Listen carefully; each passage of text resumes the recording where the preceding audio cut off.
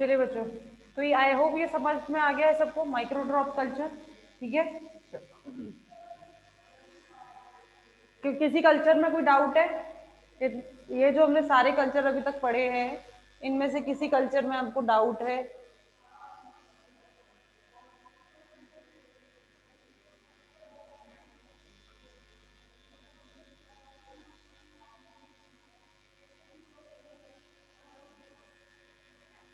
नहीं? क्लियर? सबको समझ में आ रहा है? कल्चर सारे समझ में आ गए?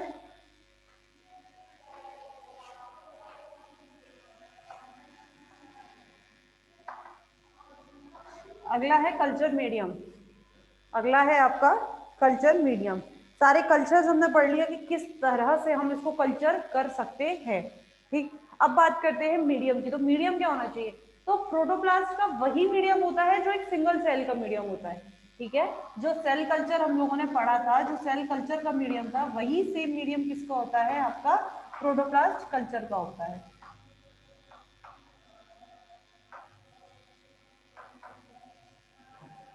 ठीक है, वही से मीडियम आपका किसका है? प्रोटोप्लास्ट कल्चर का होता है। अब इसमें फर्क क्या होता है दोनों में, सेल कल्चर और प्रोटोप्लास्ट कल्चर, दोनों के मीडियम में क्या फर्क होता है? पहली चीज तो वही आपका एमएस मीडिया या व्हाइट मीडिया या फिर B5 मीडिया।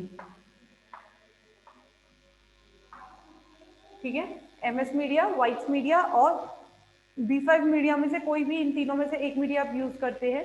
अगर मैं इनके कॉन्सेंट्रेशन की अगर मैं बात करूं तो इसमें प्रोटोप्लास्ट कल्चर में मैंने आपको पहले भी बता चुकी हूँ आपको कि कॉन्सेंट्रेशन आपको ऑस्मोटिकम यानी कि प्लाज्मोलाइटिकम, अगर मैं इसको कहूँ प्लाज्मोलाइटिकम, आपको बहुत मेंटेन करके रखना पड़ता है। और इसका कारण भी आपको मैंने बता दिया कि until the cell protoplast generate the cell wall around itself, till then the protoplast will be the concentrated or till then the protoplast will be the compensated। वो कैसा रहना चाहिए? कंपेंसेट रहना चाहिए, एक्सपांड नहीं होना चाहिए। क्यों? क्यों? अगर जो आपका प्रोटोप्लास्ट है वो एक्सपांड हो गया और सेल वॉल जनरेट नहीं हुई है तो in that case it will put the pressure on the cell membrane. वो सेल मेम्ब्रेन पर प्रेशर लगाएगा और इसकी वजह से सेल मेम्ब्रेन क्या हो जाती है बच्चों? बर्स्ट हो जाती है। ठीक है, तो इसलिए हमें खास प्लाज्मोलाइटिकम यानी कि आपको खास उसके सोल्यूशन का आपको ध्यान रखना पड़ता है। ठीक है, इसके अलावा और अगर मैं बात करूं तो जिंक, जिंक का आपको ध्यान रखना पड़ता है कि जिंक की जो कॉन्सेंट्रेशन है वो कैसी होनी चाहिए? रिड्यूस।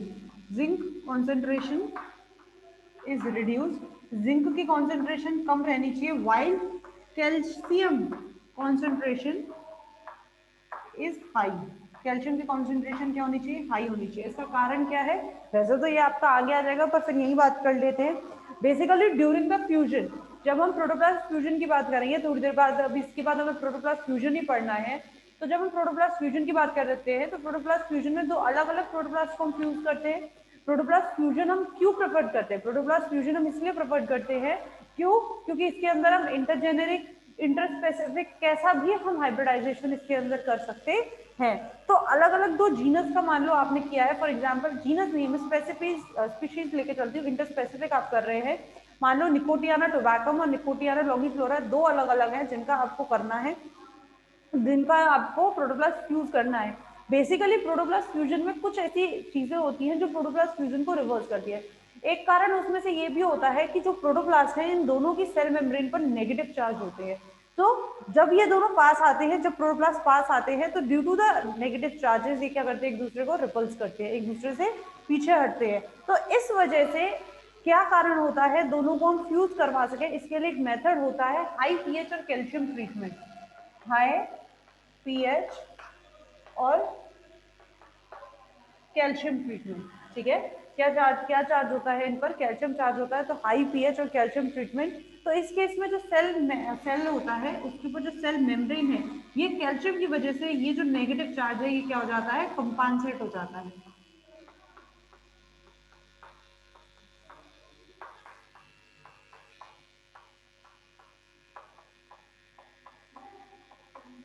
ठीक है, जो नेगेटिव चार्ज है वो क्या हो जाता है? कंपेंसेट हो जाता है। ये इसको न्यूट्रलाइज कर देता है, जिसकी वजह से जो दोनों प्रोटोप्लास्ट है वो आपस में क्या हो जाते हैं? फ्यूज हो जाते हैं। इसीलिए हम कहते हैं कि जो मीडिया हम यूज करते हैं उस मीडिया में कैल्शियम की कॉन्सेंट्रेशन क्या होनी चाहिए, हाई होनी चाहिए, लेकिन जिंक की कॉन्सेंट्रेशन कम होनी चाहिए, क्योंकि जिंक क्या है, एक हैवी मेटल है। अगर इसकी कॉन्सेंट्रेशन ज्यादा हो जाएगी तो it will be effect as the poisonous toxin. ठीक है, वो किसकी तरह काम करता है, एक हैवी मेटल है तो वो टॉक्सिन की तरह काम करता है। क्लियर? तो ये आपको ध्यान रखना पड़ता है। इसके अलावा और आपको क्या ध्यान रखना है, आपको ग्लूकोज में ध्यान रखना पड़ता है, ग्लूकोज कॉन्सेंट्रेशन। वैसे तो हम बात करते हैं ग्लूकोज कॉन्सेंट्रेशन में, हम कहते हैं कि मैग्नीटॉल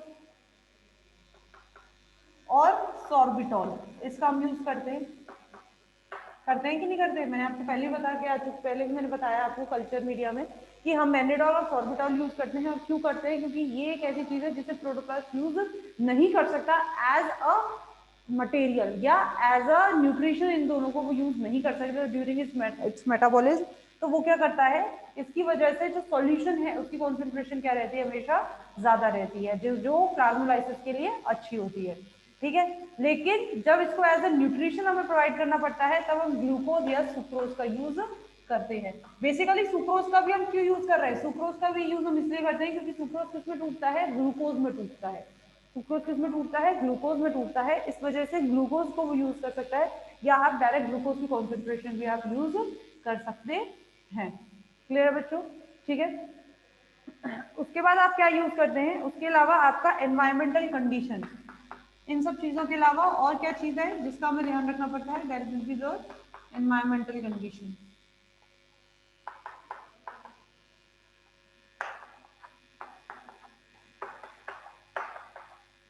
ठीक, एनवायरमेंटल कंडीशन, एनवायरमेंटल कंडीशन में आपकी जो लाइट, अगर मैं लाइट की बात करूं तो ये डार्कनेस में, ड्यू एट डार्कनेस, यानी कि अंधेरे में प्रोटोप्लास्ट की ग्रोथ अच्छी होती है। At darkness protoplast growth will be more.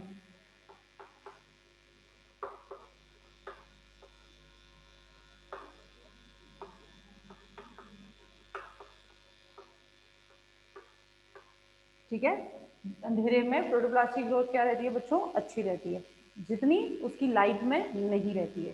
ठीक, तो ये सारी चीजें हैं जो आपके किसको, प्रोटोप्लास्ट की ग्रोथ को ये इफेक्ट करती है।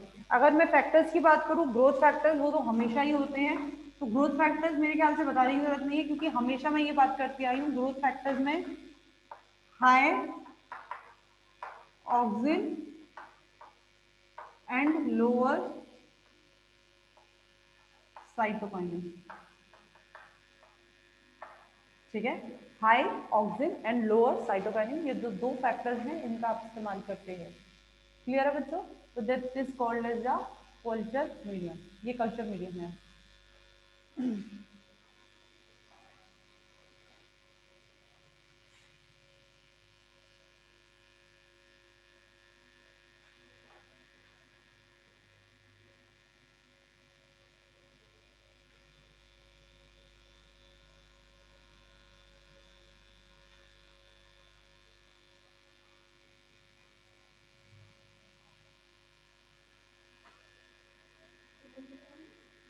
खत्म हो गई है क्या? जल्दी हो गई ना, वैसा नहीं होगी, खत्म हो गई क्या?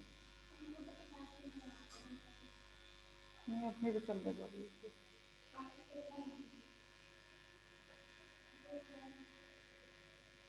2 मिनट बाद, 3 मिनट तक करवा दें।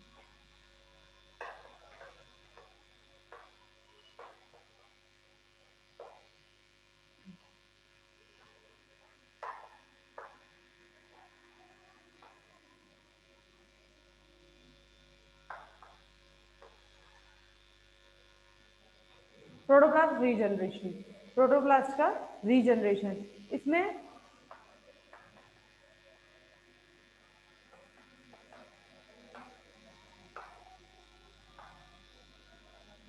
फॉर्मेशन ऑफ सेल वॉल, सबसे पहला क्या रहता है, सेल वॉल का फॉर्मेशन। ये बात मैंने आपको बोली थी कि, एक सेकेंड सारे लिख लेते हैं पहले, डेवलपमेंट ऑफ कैलस, और थर्ड होता है आपका, ये अलग पॉइंट है, रीजनरेशन वाया एम्ब्रियोजेनेसिस।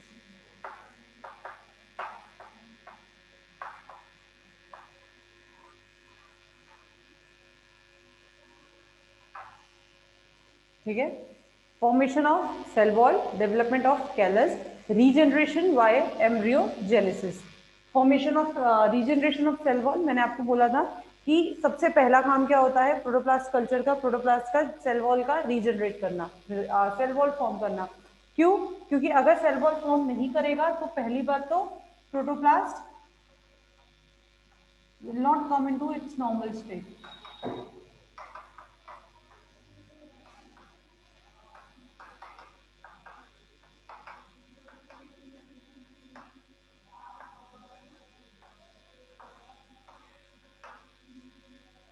ठीक है, प्रोटोप्लास्ट अपनी नॉर्मल स्टेट में नहीं आएगा। दूसरा, अगर सेल वॉल फॉर्म नहीं करेगा तो इसमें माइटोटिक डिवीजन नहीं होंगे। ठीक है, अगर वो जनरेट नहीं करेगा सेल वॉल को तो उसके अंदर माइटोटिक डिवीजन नहीं होते। तो दूसरा क्या कारण हो जाता है अगर सेल वॉल फॉर्म नहीं होगी तो there will not form the mitotic division. ठीक है, अच्छा, आपकी सेल वॉल फॉर्म करने के लिए सबसे पहली जरूरी चीज क्या होती है? सबसे पहली जरूरी चीज होती है कि कार्बन सोर्स होना चाहिए मीडिया में, कार्बन सोर्स होना चाहिए, carbon source in the nutrient medium. ठीक है, मीडिया में आपकी कार्बन सोर्स होनी चाहिए। ठीक, अच्छा, जो लूज होती है, अच्छा, प्रोटोप्लास्ट के लिए हम ये कहते हैं कि सेल वॉल का फॉर्मेशन हम कब तक देखना पड़ता है? एक्चुअली जैसे फर्स्ट में आपने उसको मीडिया में रखा, प्रोटोप्लास्ट कल्चर में आपने मीडिया में रखा, मीडिया में रखने के बाद वो क्या करेगा? सबसे पहले आपका सेल वॉल फॉर्म करेगा। तो जब शुरुआत में होती है तो उसकी जो सेल वॉल होती है उसमें माइक्रोफाइबर्स जो होते हैं, आप जानते हैं सेल वॉल किसकी बनी होती है? सेल्यूलोज की बनी होती है, और सेल्यूलोज की में भी किसकी बनी होती है? माइक्रोफाइब्रिल्स की, फाइबर्स की बनी होती है। ठीक है, तो जो माइक्रोफाइब्रिल्स जो होते हैं वो कैसे होते हैं? लूजली अरेंज होते हैं। कैसे होते हैं बच्चों? Loosely arrange. क्लियर? ठीक है, माइक्रोफाइब्रिल्स कैसे है? लूजली अरेंज है। Carbon source in the nutrient media में कार्बन सोर्स होना चाहिए, और शुरुआत में माइक्रोफाइब्रिल्स कैसे होते हैं? लूजली अरेंज होते हैं। ठीक है, और ये मैंने आपको बता ही दिया, तो मैं ये कह सकती हूँ उसमें cell wall formation is directly proportional to the cell division. अगर सेल वॉल फॉर्मेशन होगा तो सेल डिवीजन होगा, और अगर सेल वॉल फॉर्मेशन नहीं होगा तो सेल डिवीजन नहीं होगा। तो ये वो सारे फैक्टर्स हैं जो किसको अफेक्ट कर रहे हैं? आपकी फॉर्मेशन ऑफ सेल वॉल को अफेक्ट करते हैं। और एक बार अगर सेल वॉल फॉर्म्ड हो गई देन उसके बाद वो क्या बना लेता है? कैलस फॉर्म कर लेता है, देन डेवलपमेंट ऑफ कैलस। ठीक, तो बाकी का बच्चों आपका कराएंगे हम कल। जब तक के लिए आज जितना आपको कराया है आप ये सारा आज कर पढ़ के आएंगे। ठीक है, 2 दिन काफी मजे मार लिए आप लोगों ने। ठीक, तो अब आज जितना करा दिया है आप वो सारे पढ़ के आएंगे, बाकी का आपको कल कराएंगे। तब तक के लिए थैंक यू।